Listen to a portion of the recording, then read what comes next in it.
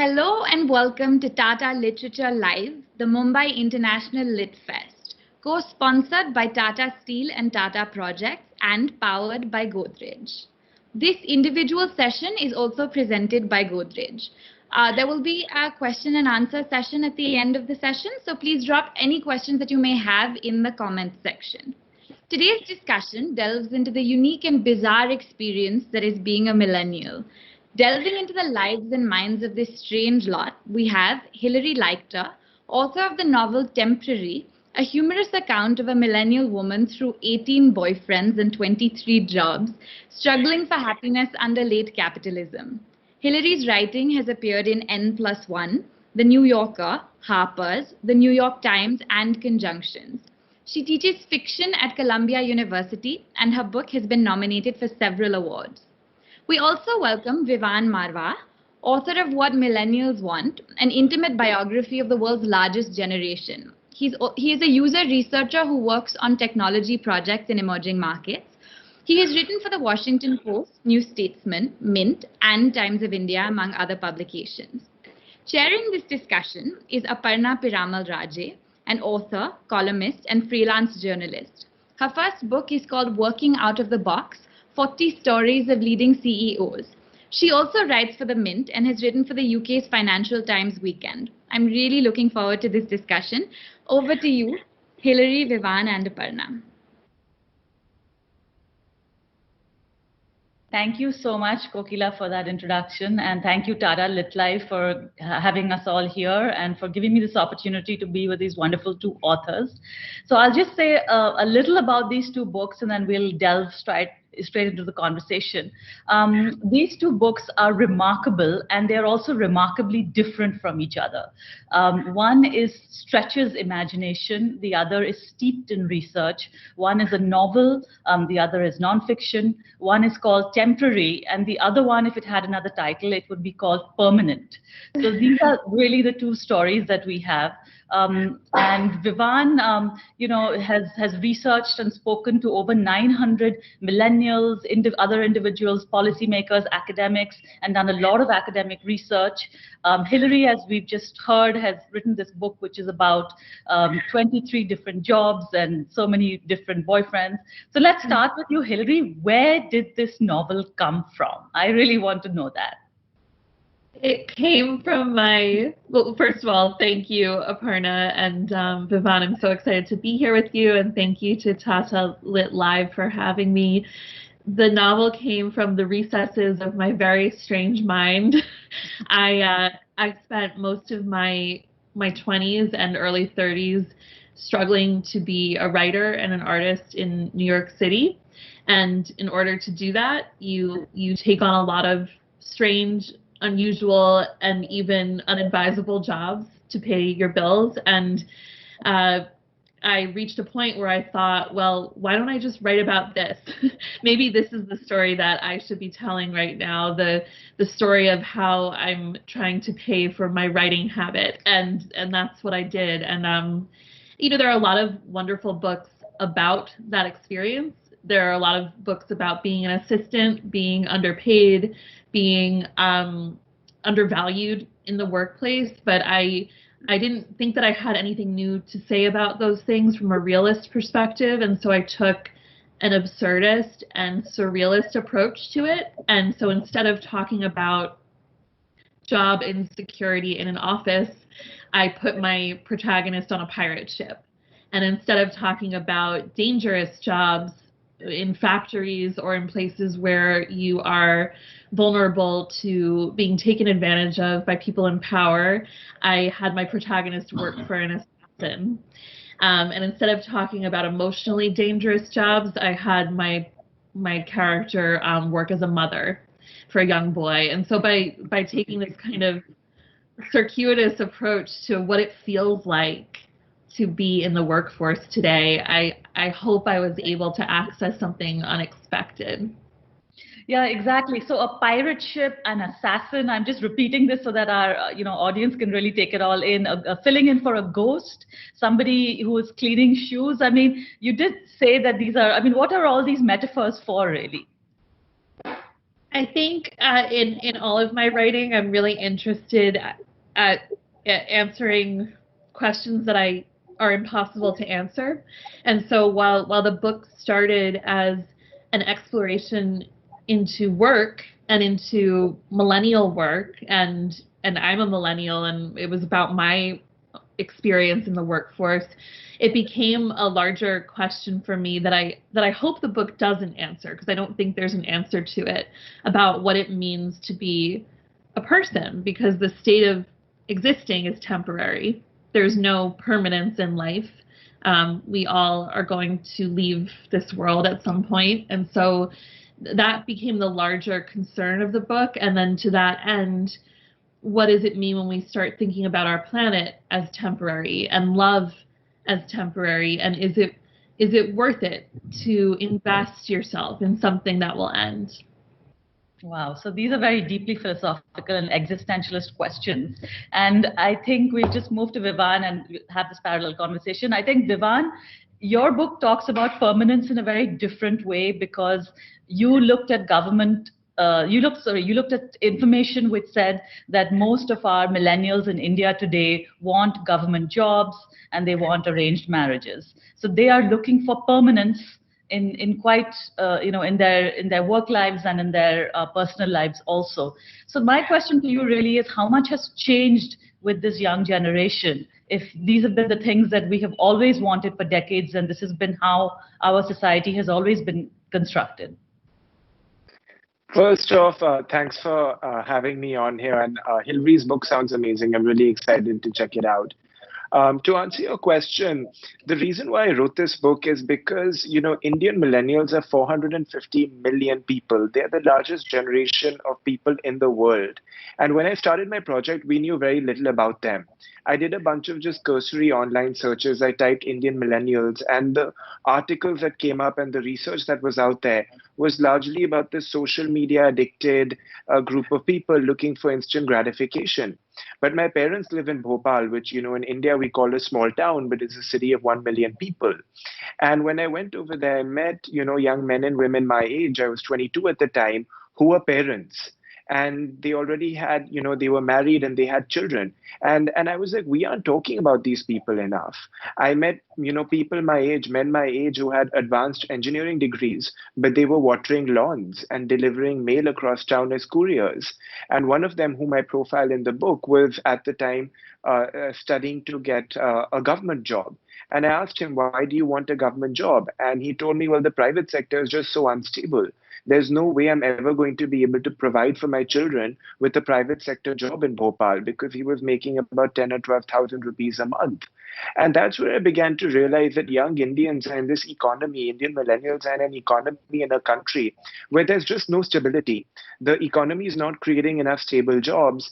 And so what that means is young Indians are trying to find stability anywhere else in their lives. Now, a government job provides that. It's a job for life. You know that it can't really be taken away from you. Arranged marriages also provide that, because when your parents find a boy or a girl for you, number one, it's too difficult to actually say no, because most young Indians tend to live at home with their families. So the costs of saying no are quite high. They can be from homelessness to threats to life. But also that in marrying the person chosen for you by your parents, there's an inherent stability that comes along with it. Oh, my parents know best; they know me best. Hence, this is probably what I should be doing. Is what I heard wherever I did my interviews. And what I really found is that in this economy that's moving towards automation, that's not creating enough stable jobs, people are just looking for stability in any way possible. So I think Hilary's book, which is of course a novel, is not that different from my own, where you have this generation of people, millennials, globally, who are just trying to find some anchors of community, of livelihoods, and really make their way in the 21st century, where paths to success have become much harder and much less defined than they used to be earlier. Yeah, so it's very interesting actually when you look at both of them and make that comparison. I also just want to just go a little bit touch upon the gig economy a little bit, because that's supposed to be obviously the trend that millennials want to work in the gig economy. But in your book, Vivan, you clearly say that the gig economy is not meant to be long-term employment. Many of the people that you interacted with are looking at it as a long-term employment because they don't have any other option. And how do you feel about that? How do you feel about these kinds of jobs taking on the role that they have assumed in society? So we have to understand the gig economy is a very Western concept. If I'm a student in New York and I'm studying for the LSAT and I need to take some time away from a permanent job so I can quit my job and I can drive for Uber on the side, or I can deliver for DoorDash and I can study for the LSAT as well. It's a great way to supplement your income or to make a little bit of money on the side. The problem that we have in India is that we have permanent gig workers where the only job they're doing is delivering for Zomato or driving for Uber. Now, that's where the problem comes because these jobs are not structured to be lifetime employment. They're inherently exploitative. They don't come with benefits. They don't come with a stable income because, if last year, for example, during the lockdown, nobody was going anywhere for Uber drivers to make an income. People were scared of getting food delivered to their homes for Zomato delivery people to make an income. But in India, even to get a license to drive for Uber, you need a commercial driver's license. And to get that license itself, there's a higher bar to entry. And most Uber drivers, and I interviewed a lot for my book, they were driving 13 to 15 hours a day. And at the end of the month, when you take away their expenses and what it costs to run their vehicles, they were left with 2 or 3 thousand rupees, which is about $40 to $45. That is not an income, or that these are not jobs that India should aspire to create. And unfortunately, we're in this situation where, again, I'm not saying that these aren't good jobs because they are jobs where none existed earlier and they are providing incomes to people who didn't have those incomes earlier. But these are not the jobs that will make India a 5 or a 10 or a $15 trillion economy, which is where the government wants the country to move towards. Yeah. So, Hilary, just building on that, the kind of jobs that you profiled were obviously ones that stretch the imagination, but the kind of jobs perhaps that you have had in your life, did you see them as just stepping stones to something else, or filling in the gaps, or just temporary, essentially temporary in nature? Did they work out for you, or is this something that that people can actually aspire to for more long-term employment? Yeah, no, what Vivan was saying really resonates with me. I think that the flaw built into the plan of the gig economy is that it seems like a convenience, and it seems like something that caters to the employee's needs for more time for another pursuit. But what it really is a way of saying you will never be allowed in. You will never be allowed stability. And what's happening now is something called permalance, which is a word that I hate. But you get hired for a job that's 40 hours a week, but by making it a temporary job, the company does not have to give you health insurance or benefits or any sort of guarantees or any sort of protection or any sort of human resources. The funny story for me, the day that I sent out temporary to editors to hope to sell it, my agent submitted it, and I was starting a new job, and it was something that it was at a magazine, and I thought it was going to be like a real position. And my first day of work, my supervisor sent me down to like the 30th floor, and I had to register with the in-house temp agency. So it was just another temp job in disguise. And I think the trend toward not committing to people is something that millennials aren't promoting. It's something that older generations are promoting as a way of not having to invest in the future. So is there something universal? Sorry, Vivan. Yeah. If I could just jump into what Hilary said, is that, this is something that's cross-cultural and cross-continental, and the data shows this as well. And, my book is all about data along with anecdotes. But between 2000 and 2015, India added nearly 7 million manufacturing jobs. But out of those 7 million, more than 50% were temporary contract jobs, which means that you can be fired at any time. You don't have any benefits. And if you do get fired, I met people who, a man wanted a week off for his wedding, and his supervisor told him, okay, if you want a week off, you're going to have to leave. And then you come back and start at an entry level job again, because it was a temporary job. And again, this is not something millennials inherently want. It's that the economy structurally has created these conditions for millennials to be trapped in. So is there something universal about what millennials are seeking in terms of jobs and love? We've not talked so much about love also, but that's been that's also a big part of both your books. So is this because it seems to me that actually both of what you all are saying is not context specific. That even though Hilary, yours is very satirical, it's talking about the search for permanence actually amongst all these temporary jobs. Vivan, anyway, you talk about the permanence. So is there something universal about the millennial mindset? Any of you would like to answer that? I think so. I mean, I definitely don't have the research to back it up that Vivan has, but hopefully he can chime in and say I'm right. But I think that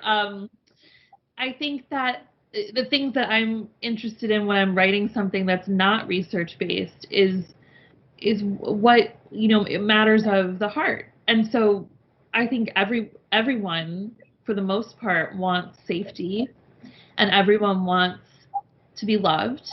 And I don't think that changes from generation to generation.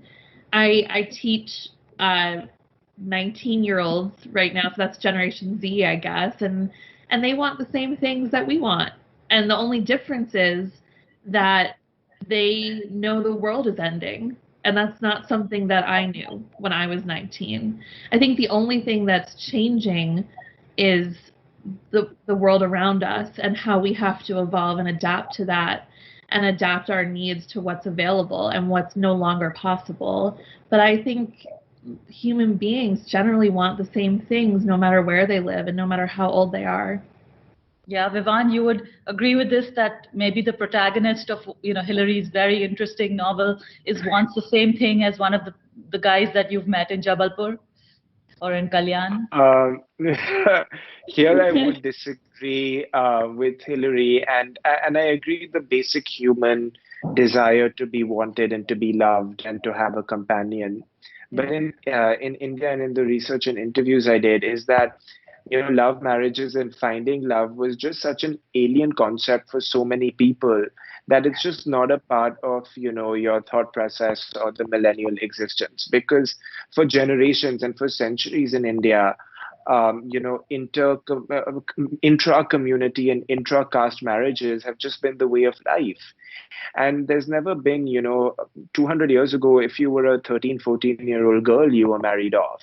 And, the concept of loving your husband or of loving your wife was never really a construct. It's sort of, you were lucky, I guess, if that happened to you. And for a lot of millennials today, and I write this in my book, love marriages and relationships are something many millennials can simply not afford. Because of what I had said earlier, but also for a lot of people, it's just not something they ever see themselves having in their lives, that, oh, I'm going to find love or I'm going to have a love marriage. It's just that, when I come of age or whenever my family decides is the right time is when I'm going to get married to someone that they've chosen for me. And, that's just how it is for a lot of people in India, even today. So then why do we have this image of the millennials being, more free-spirited, more flexible, more open, less structured? Why is this just a media invention? I believe it is, but also something I write in my book is that in India is a country of truisms, and for every truism, there's one truism that you can say one thing about India, and it'll be completely true. And you can say the exact opposite, And that will also be completely true and factual. And so the people who get represented by the media in India are usually those who have economic power or cultural power. And that small section of society is finding love, and they are having love marriages. But the rest of society, which I would say is 95%, is not in that situation. But the reason why that media and those movies do well is because for that other 95%, it's sort of an escapist, a reality that, oh, I can, enjoy these other people's lives and, see what life is like for them, even though I might not necessarily have that in my own life. Hilary, what do you think? What do you think? Do you think that this millennial, this image that we have of the millennial as being a lot more flexible, free-spirited, and less bound by convention is again something that we just have imposed on them? Yeah, it's not something that I see, in the people that I know in my age group. And the joke in New York is that if millennials would only stop spending all their money on avocado toast, then we would be able to afford houses. And obviously, that's not why we're not buying houses. I think that I think it's a shunting off of responsibility for a mess that was created a long time ago. And if you're tasked with cleaning up a mess, you can't be free-spirited. There's just no room for that. I want to respond to what Vivan was saying, though, because I think when I was speaking about love, it was less in the romantic sense of the word and more in the sense of feeling respect and feeling security.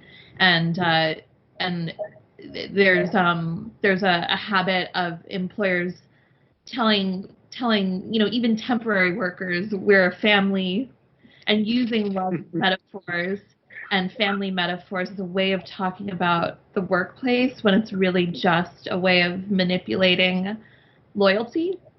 And I think it makes so much sense to want an arranged marriage for security purposes, because there's it's the realism of this generation, I think, is something that gets overlooked, and the willingness to put things that we're supposed to care about aside as frivolous, because there's just no time, and there's just there's no room. Yeah, I mean, to add to that, I think I know a lot of my friends who, when they were younger, would have been quite happy for their parents to set them up on dates. I mean, my friends in the West, if they had that option. Absolutely. Yeah. So a question related to COVID. How has COVID impacted all of this? Your books have been in that time frame, before or just during or just before. So how has that changed the workplace? How has that changed looking for love? Things have become obviously much more challenging on many fronts. So how do you think that has shaped attitudes? Anyone? Should I can go first. The reality is that after that first, very hard lockdown in India, most of India, small towns and villages were completely open, and there were no restrictions on daily life. And so the big cities and restaurants and cafes were shut for a while. But if you were in a small town or a village, everything was open and life was pretty much the same. We also have to understand, for many people in India, public health facilities were non-existent 10 years ago and are non-existent even right now. So not having a hospital bed or having a cough or being sick, even severely sick, is not something very new to a lot of these people. It's something that's always been there. So COVID has not been that different for people, outside of the big cities. But in big cities, it has changed lives for a lot of people, and structurally in the economy, it has created a lot of problems where, India had 45-year high unemployment. Aparna, you're a business journalist, in 2019, and that has only gotten worse after 2019 when COVID, hit in 2020. More jobs got shed. Lots of livelihoods were lost. I know I have interviewed personally people who were bank managers, and then they ended up digging ditches as part of the government's manual labor program, the Manrega. I know other people who had, relatively stable jobs earlier but lost them and had to do, again, menial work just to survive.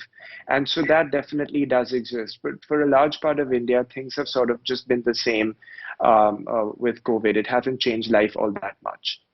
Vivan, I'm going to have to say one thing is that you're going to have to be a lot more optimistic if you want to sell more books. Okay. I know.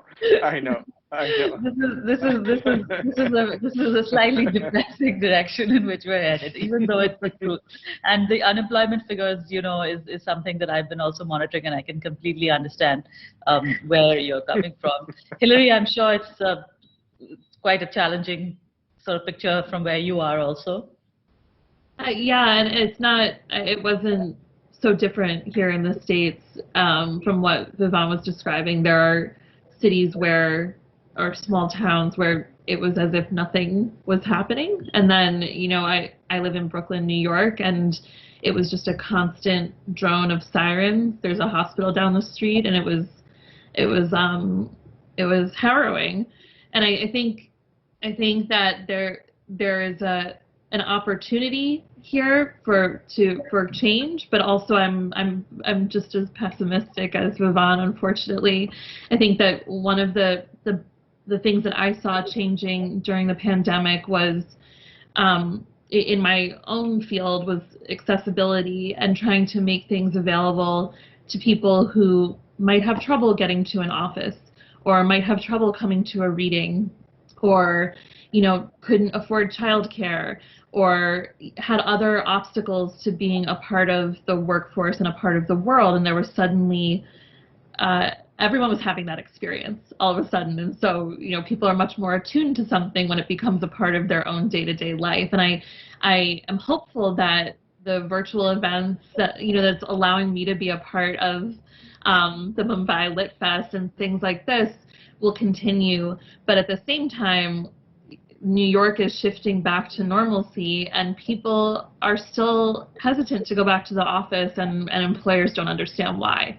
So I think that there's going to be a tension for a long time between the economy's needs and people's personal and health needs.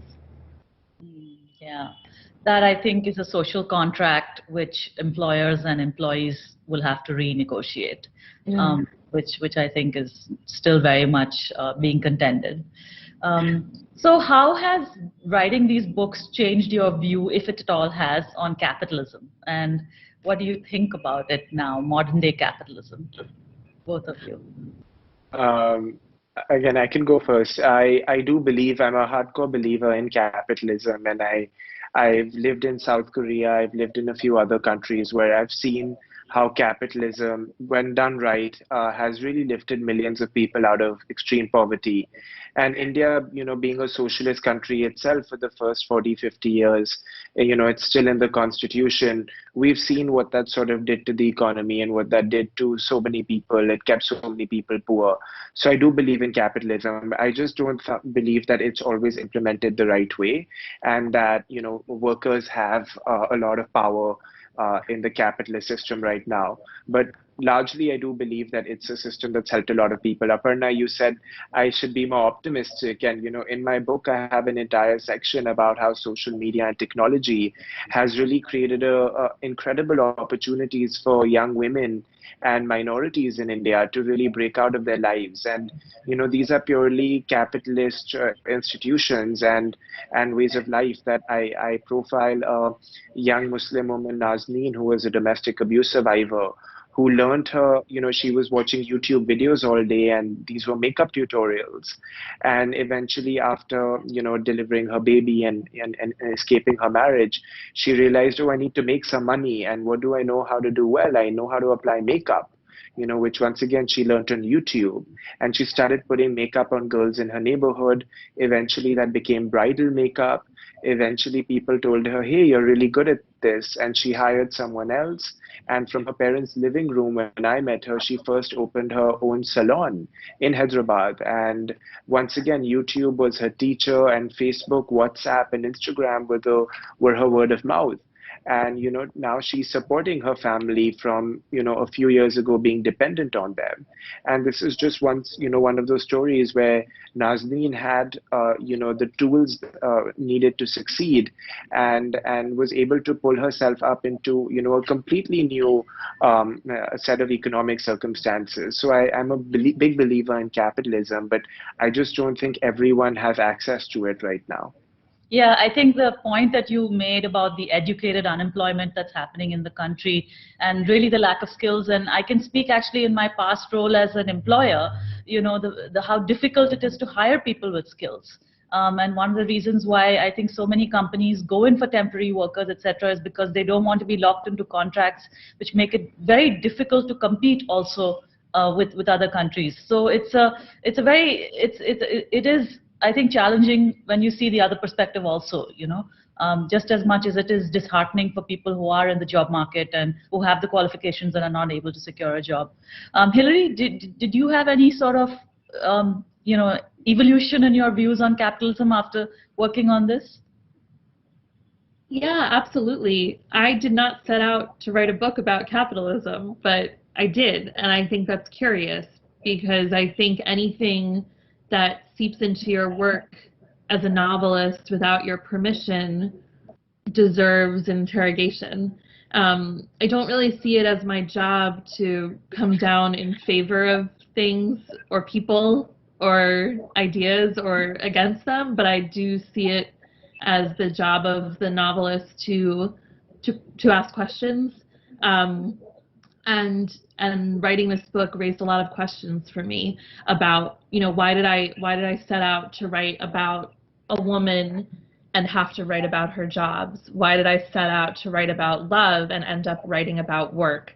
Why did I write about pirates and end up writing about capitalism? I think it's interesting how pervasive the subject is, and I just finished the second novel, and it's also about capitalism, even though that's not what I set out to look at. So I think that it's unavoidable is what I came away with. I think that if you're a fiction writer or a nonfiction writer working today, no matter what you're writing about, whether it's race or love or time or work, you're going to end up talking about this thing that shapes our lives every day. Well, you do live in New York, so you're maybe allowed to get away with that. Okay, I'll ask you one more question, and then we have a sort of sneak rapid fire round. What are the most scariest or worrying aspect of what you wrote about in terms of love and work, and what would you most like to change about that aspect of society? Should I go first? Because Hilary just spoke. But I just quickly want to just touch on something for 10 seconds, what Hilary said earlier about capitalism. If you ask young people today, who are you?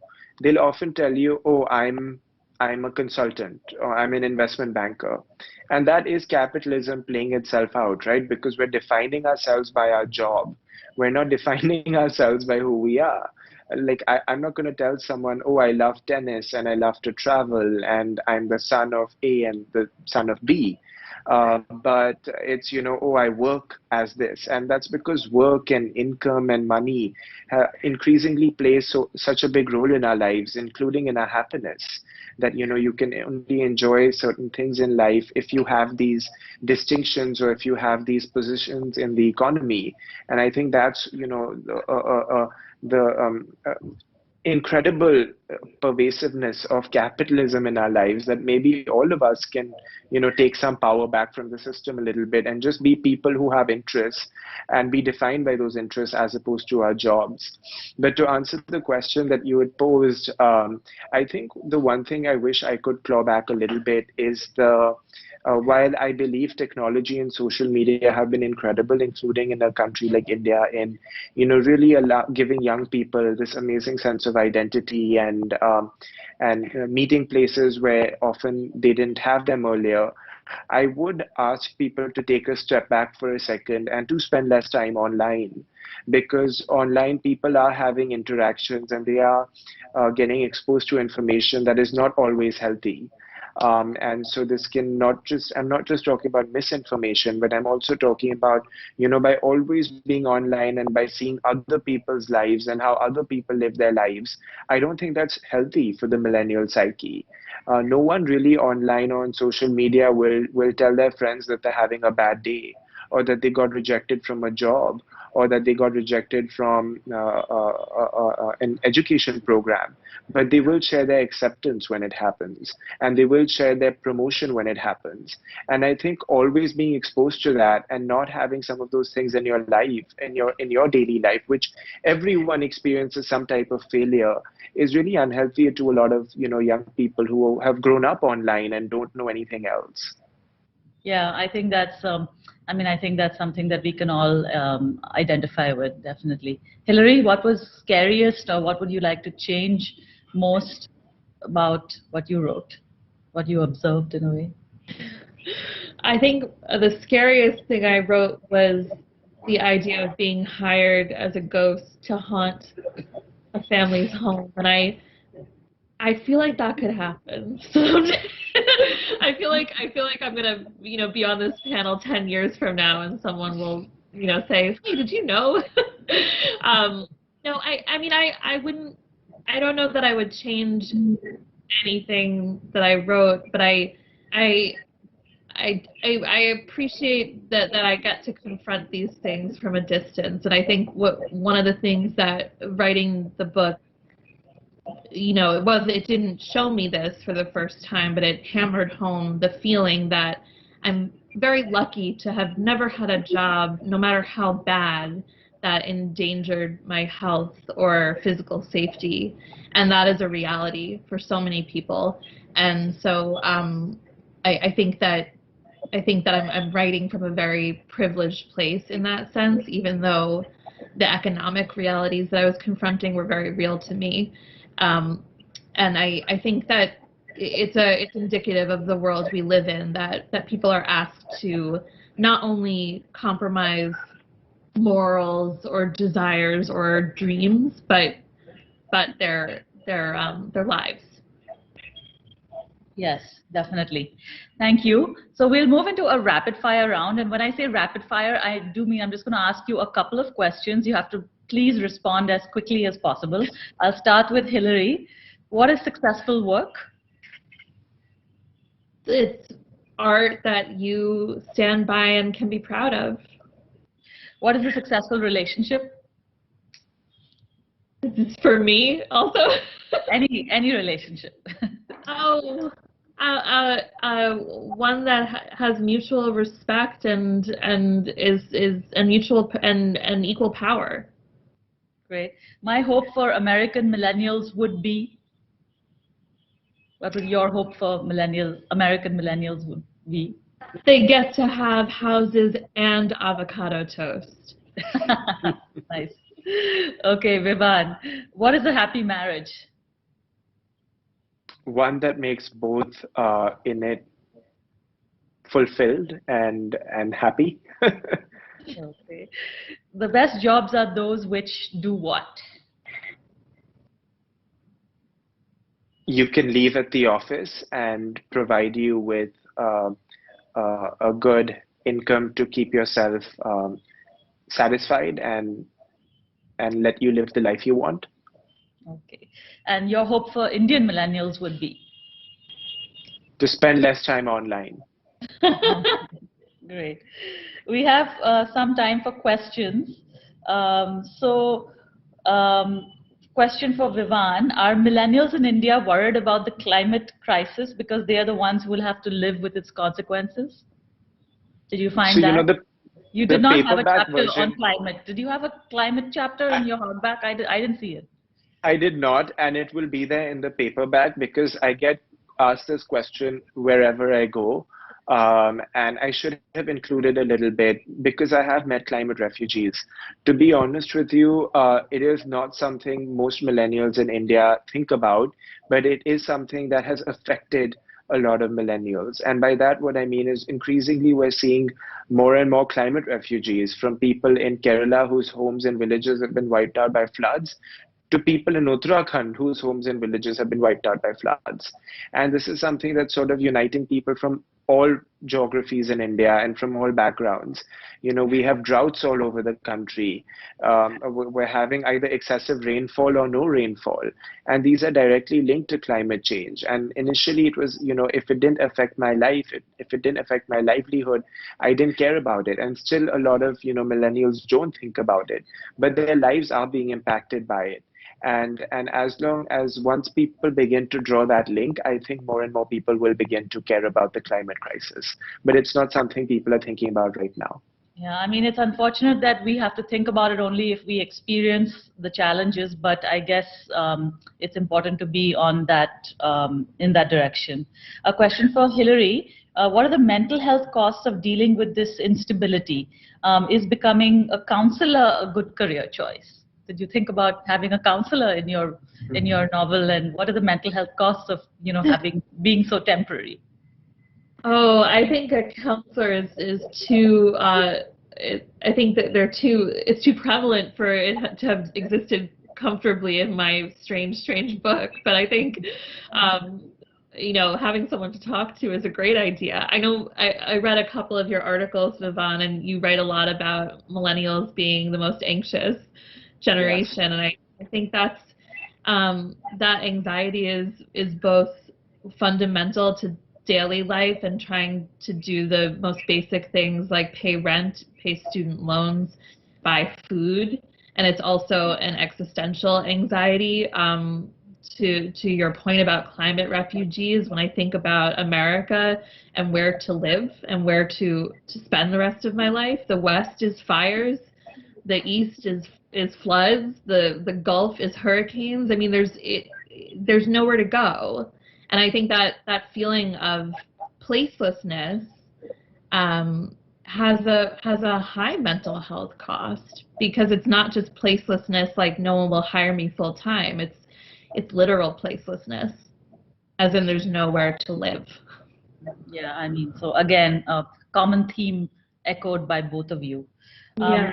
Another question, how is the permanence that the millennials want different from what the generations had wanted in previously? Is there any difference in the permanence? So there is no difference, and that's what the story is about, right? Is that in the Indian context, we have a term, Aparna, called the demographic dividend. And what that term means is that as millennials, and India's youth is its biggest asset. But when these youth are employed and in good, stable jobs, they buy goods and services and they contribute to the economy. You have a situation where you have 45-year high youth unemployment and people are still living with their parents, then that's a problem, because these people are not the nation builders and the prosperity creators that India needs them to be. And so, yes, that is, that is what we need to be talking about, that why are 65% of Indian millennials listing a government job, and not a high-level government job, but low-level government jobs as their top priority? That is a big problem. We want people to be in conditions where they're able to take risks, where they're able to quit whatever jobs they have and start something new, and really contribute back to society by innovation and entrepreneurship and things like that. Hilary, is the permanence different? Is it is this universal and human? I think so. In America, we call the demographic dividend "okay, boomer." It's there's this imagined disconnect between generations when I don't think there's any difference in what we want. There's just a difference in the type of power that we have.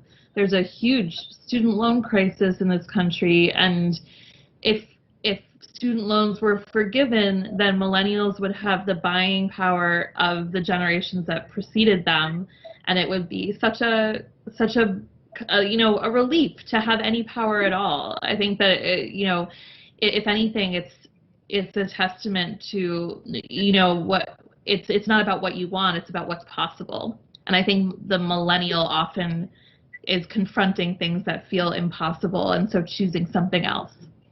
Yeah, it's interesting. I've spent some time in the UK also, and it was apparent to me that the millennials could not afford homes or holidays, for example, like their parents or their grandparents. So this was actually, the quality of life in that sense, while it might have improved on certain fronts like healthcare, but on things like housing, as you just mentioned, or other aspects, even education, were not as easily available as for previous generations. Question for Hilary: is the nature of work connected to the kinds of relationships you can have? This is quite an open question. This is from Sudeshna Ghose. I think so. I'm very lucky. I married the boy next door who lived in my first apartment building in Brooklyn, and so my feelings about dating are dated, no pun intended. And I think there's two parts to this question. I know so many people who refer to the project of dating in America as a job, and they approach it as such. They're on all of the dating apps, and it's not arranged marriage, but it starts to feel that way just through an algorithm instead of their parents.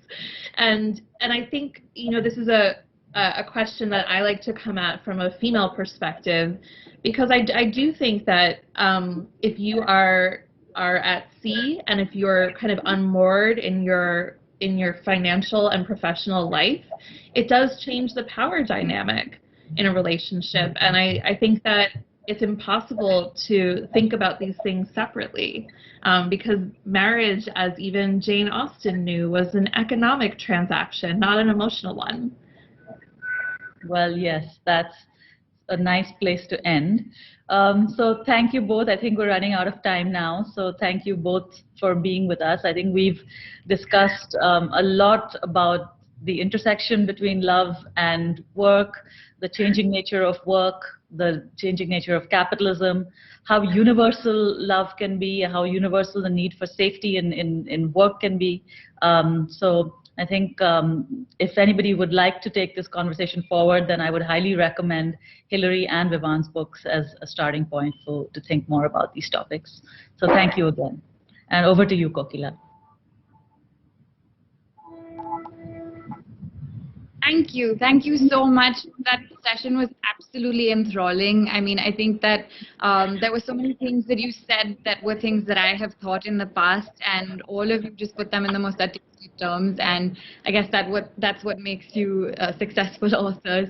Thank you to our audience for joining us today, and also to all our partners that have made this session possible. This session was presented by Godrej, Tata Literature Live, co-sponsored by Tata Steel and Tata Projects, and powered by Godrej, continues with many more sessions. So please go to the website and check them out. The books mentioned in this session can actually be purchased online at landmarkexsite.com. They are our knowledge partner. Thank you so much to everyone for being here.